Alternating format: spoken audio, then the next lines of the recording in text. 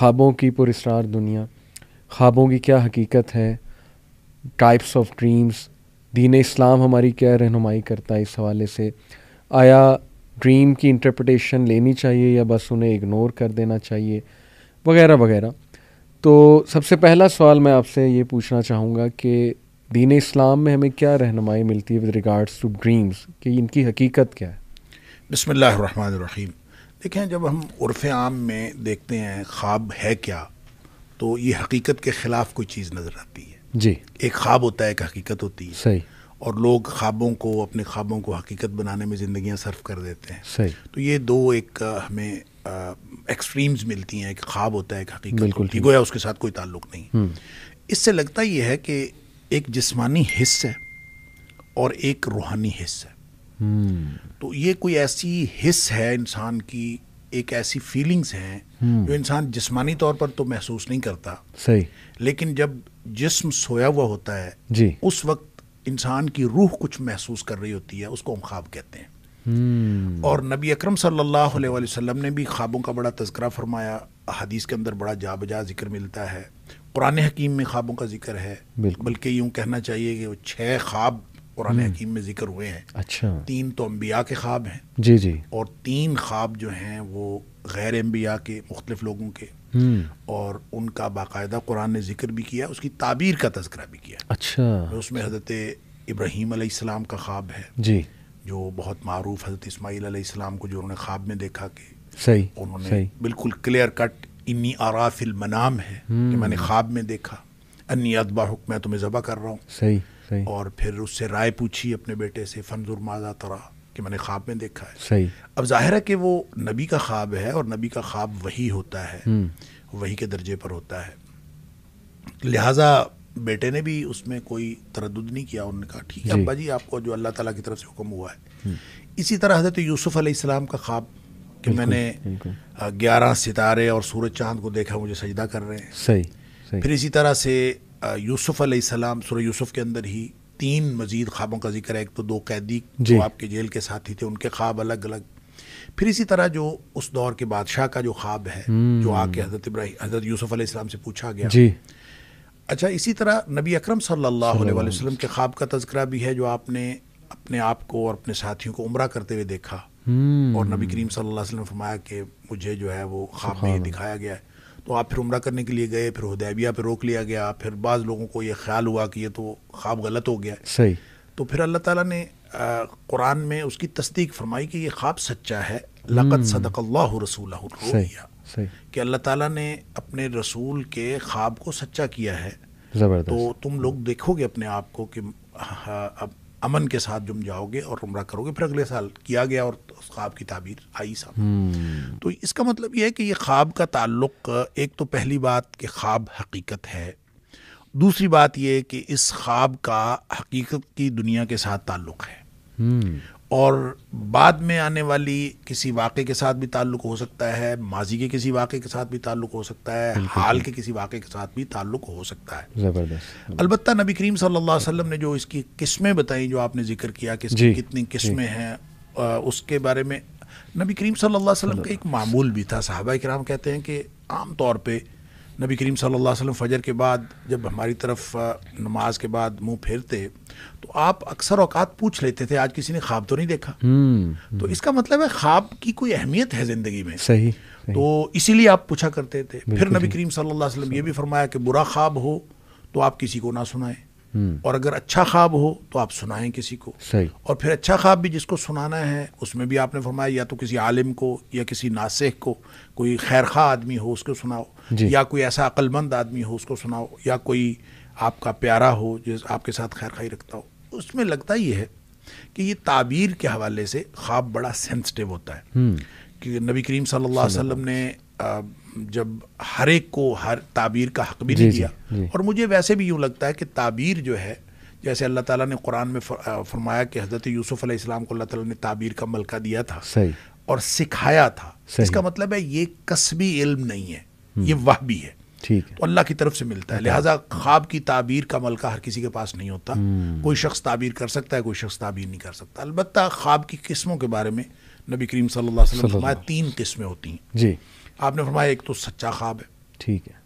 ایک حلم ہوتا ہے، حلم جو شیطان کی طرف سے ہوتا ہے، اور جس کو اس کے لیے ایک اصطلاح بھی قرآن میں آئی ہے، اضغاث و احلام، جس کو کہتے ہیں پریشان خیالی. اور پریشان خیالی یوں کہہ لیں کہ آدمی کے جو بالکل ٹوٹے پھوٹے سے خیالات ہوتے ہیں وہ، اور منتشر قسم کی چیزیں، تو وہ خواب بے معنی ہوتا ہے، یا اس کے کچھ خوف ہوتے ہیں، یا کوئی خوف ہوتے ہیں وہ آ جاتے ہیں. اس کو بعض لوگوں نے اضغاث و احلام جو ہے، نبی کریم صلی اللہ علیہ وسلم نے حدیث میں 3 قسمیں جو بیان کی، آپ نے اس میں اضغاث و احلام کا ذکر نہیں فرمایا. آپ نے فرمایا ایک تحدیث نفس ہے، ایک فرو یا حق یا فرو یا صالح، نیک یا اچھا خواب ہے یا سچا خواب ہے. دوسرا آپ نے فرمایا کہ ایک خواب ایسا ہے کہ جو اصل میں انسان کا رویا یحدث الرجل نفسہ، کہ اپنے آپ کے ساتھ بات کرتا ہے، اس کو کہتے ہیں حدیث نفس، کہ جو احوال ہیں، بچے کے امتحان ہیں، امتحان میں اس کو ٹینشن ہوئی ہوتی، خواب امتحان کے آنا شروع ہو جاتے ہیں، کسی کو جاب کے اندر ٹینشن ہے، اس کو جاب کے خواب آنا شروع، یہ حدیث نفس ہوتی ہے، جس طرح کا آدمی اس طرح سوچ رہا ہوتا ہے. اچھا، تیسری چیز ہے، آپ نے فرمایا شیطان ڈراتا ہے، وہ تحزین ہوتی ہے، ڈراوا ہوتا ہے شیطان کی طرف سے، لہٰذا اسی کو حلم کہا گیا ہے جو احلام کی طرف آتا ہے. لہٰذا اس کا مطلب جو شیطان کے ڈراوے والا خواب ہے وہی اضغاث و احلام ہے. بعض لوگوں نے حدیث نفس کو بھی اضغاث و احلام میں شامل کیا ہے.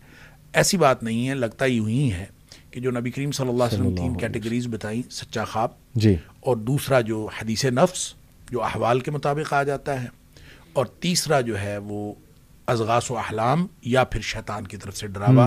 یہ ایک دوسرے سے ملتی جلتی چیزیں ہیں، کیونکہ جو ہم منتشر قسم کی چیزیں دیکھتے ہیں، ایک شخص نے خواب میں دیکھا کہ میں اپنا سر اتار کے اس کے ساتھ فٹ بال کھیل رہا ہوں، ٹھوڈے مارتا ہوا میں جا رہا ہوں، تو اس نے آ کے نبی کریم صلی اللہ علیہ وسلم کو خواب سنا. آپ نے فرمایا شیطان کی طرف سے ڈراوا ہے، اس کو نہیں سناتے کسی. ٹھیک ہے. تو اس کا مطلب ہے اس طرح کی جتنی بھی چیزیں ہیں، بھینس پیچھے لگ گئی ہے، کوئی جانور پیچھے لگ گیا ہے، میں ایک دم گر گیا ہوں، فلان جگہ سے ٹکرا گیا ہوں، ایسا ہو گیا ہے، ایک دم انسان کہیں کا کہیں آسمان پہ پہنچا، زمین پہ پہنچا، یہ منتشر خیالی ہوتی ہے، ڈراوا بھی ہوتا ہے شیطان کی طرف سے، وہی اضغاث و احلام ہے. اور عام طور پہ جس معبر کو پتہ نہ ہو کیا ہے، وہ ہو سکتا ہے کہ رویا صالحہ کو اضغاث و احلام کہہ دے، جیسا کہ جو فرعون مصر تھا، اس نے جو بھی اس نے خواب دیکھا تھا، یعنی حضرت یوسف علیہ السلام کے دور میں، تو اس نے جو خواب دیکھا تھا تو اس کے درباریوں نے اس کو یہی بتایا تھا کہ یہ پریشان خیالی ہے، اس خواب کی کوئی حقیقت نہیں. حالانکہ اس خواب کی حقیقت تھی،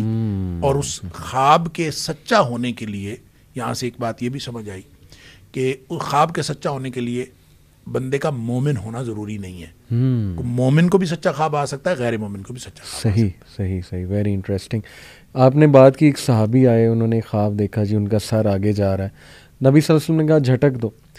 تو اس سے تو یہ پتہ لگتا ہے کہ ہر برا خواب جھٹک دینا چاہیے، یا اس میں کچھ وارننگ ہو سکتی ہے. جیسے کئی آپ کو پتہ ہے راکی کہتے ہیں کہ اگر آپ پہ کوئی کالا علم ہوا ہے یا شیطان حاوی ہے تو سائنز ہوتے ہیں ڈریم میں کچھ، جیسے کہ آپ اونچائی سے اپنے آپ کو گرتے دیکھو، یا کوئی موذی جانور، چھپکلی، سانپ، شیر وغیرہ دیکھو، تو انہیں بھی ٹوٹلی شیخ اگنور کر دینا چاہیے، یا کچھ ہمیں تھوڑا سا ایکٹیو ہو جانا چاہیے، تھوڑا سا ان سے سائن لے کے کچھ کرنا چاہیے؟ دیکھیں، اس کے بارے میں بھی جو رہنمائی ہمیں نبی کریم صلی اللہ علیہ وسلم سے ملتی ہے وہ تو یہی ہے. ایک میں آپ نے فرمایا کہ اس کو چاہیے کہ وہ تعوذ پڑھے، ٹھیک، اس خواب کے شر سے پناہ مانگے. بالکل ٹھیک. گویا اس طرح کی کوئی دعا پڑھے، اللہم انی اعوذ بک من شر ھذہ الرؤیا، اللہ اس خواب کی برائی سے مجھے بچا لے.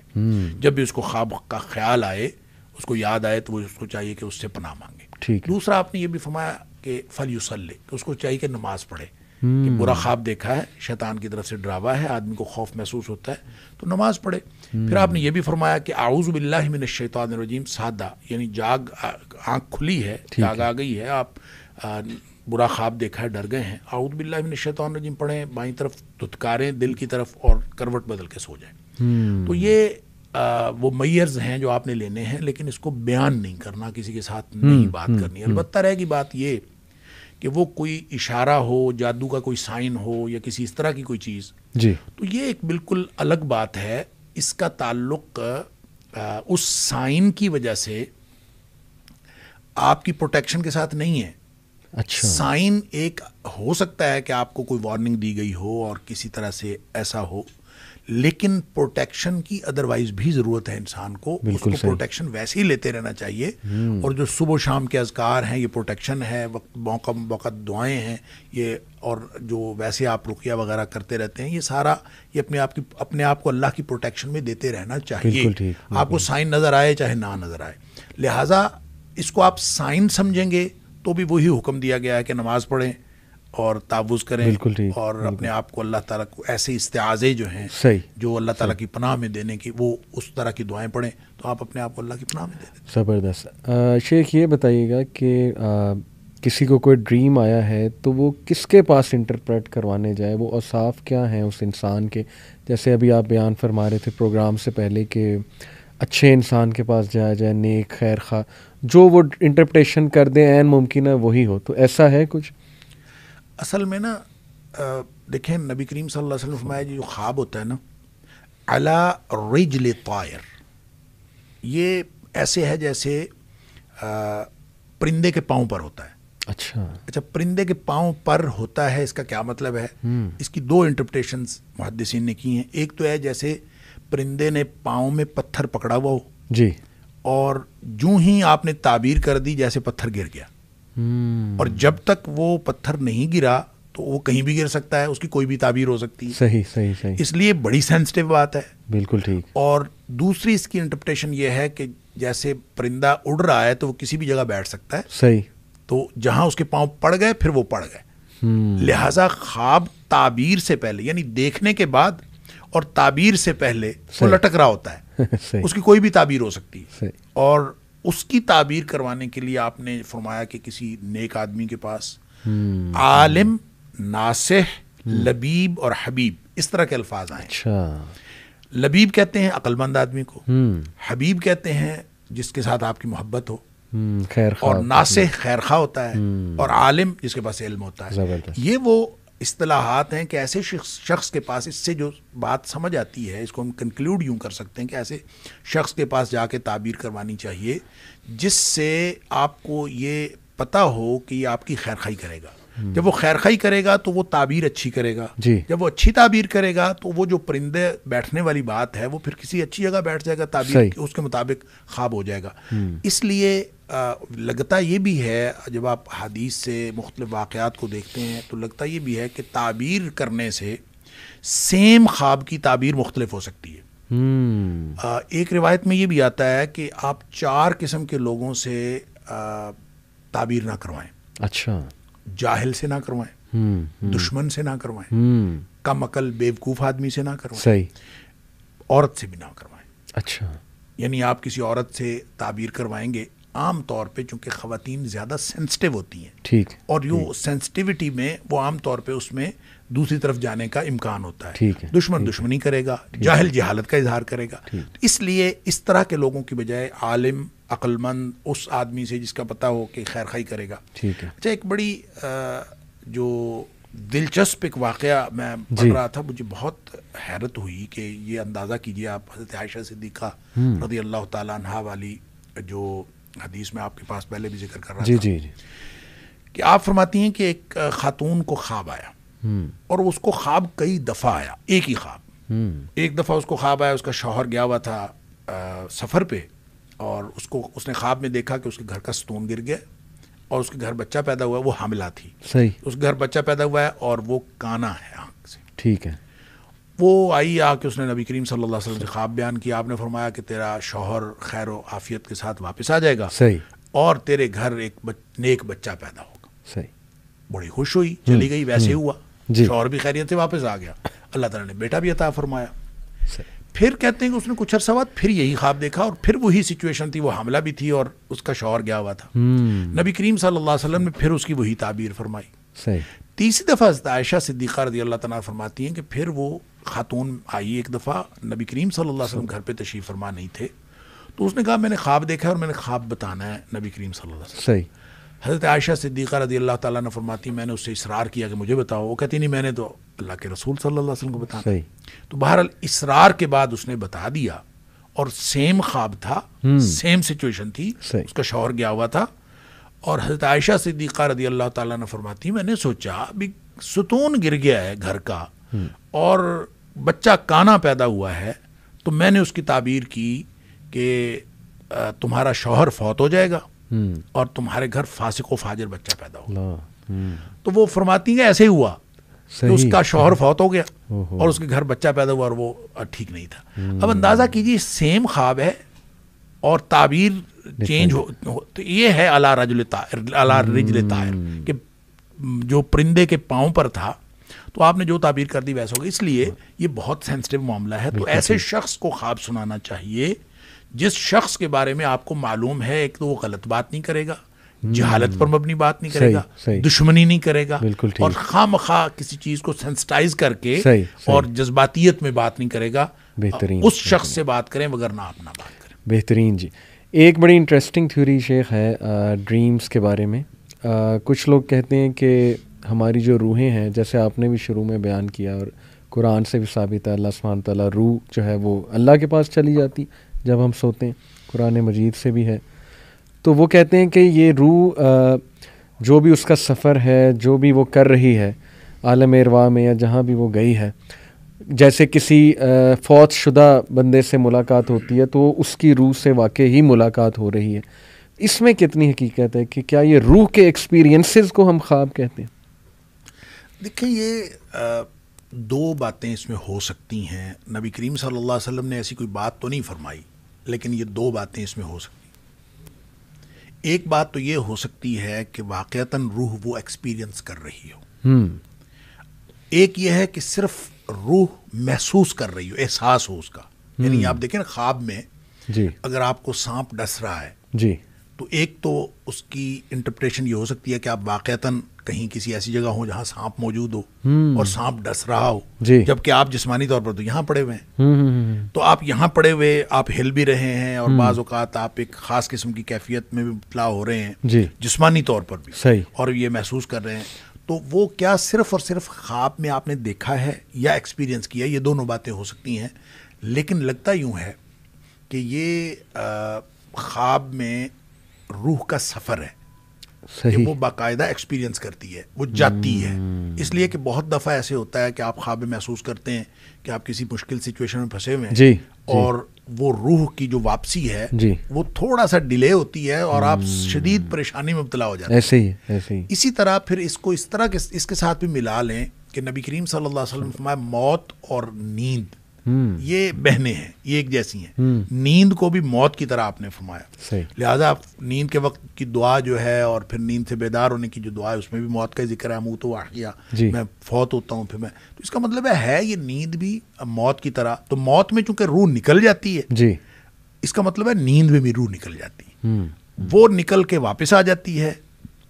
وہاں جب موت کے وقت جب نکلتی ہے تو پھر وہ واپس نہیں آتی. یہی فرق ہے. اور وہ جو حدیث میں دعا کے الفاظ ہیں کہ ان امسکت نفسی بسمک ربی وضعت جنبی وبک ارفعہ ان امسکت نفسی فرحمها وان ارسلتها فاحفظها بما تحفظ به عبادک الصالحین. اس سے بھی پتہ یہ چلتا ہے, اس کا معنی یہ ہے کہ اللہ میں تیرے نام پہ یہ پہلو رکھ رہا ہوں اور اگر تو میری روح کو روک لے, ان امسکت نفسی, اگر تو نے اس کو روک لیا تو پھر اس کے اوپر رحم کرنا. وان ارسلتها, اور اگر اس کو چھوڑ دیا اٹ مینس کہ یہ کہیں گئی ہے. ٹھیک ہے, یہ کسی اور دنیا میں گئی ہے. وَإِنْ أَرْسَلْتَهَا, اور اگر تم نے واپس چھوڑ دیا تو پھر اس کو اس طرح حفاظت کرنا جیسے تو نیک بندوں کی حفاظت کرتا ہے. تو ان ساری باتوں سے لگتا یوں ہی ہے کہ یہ نا ایکسپیرینس کرتی ہے. واللہ اعلم.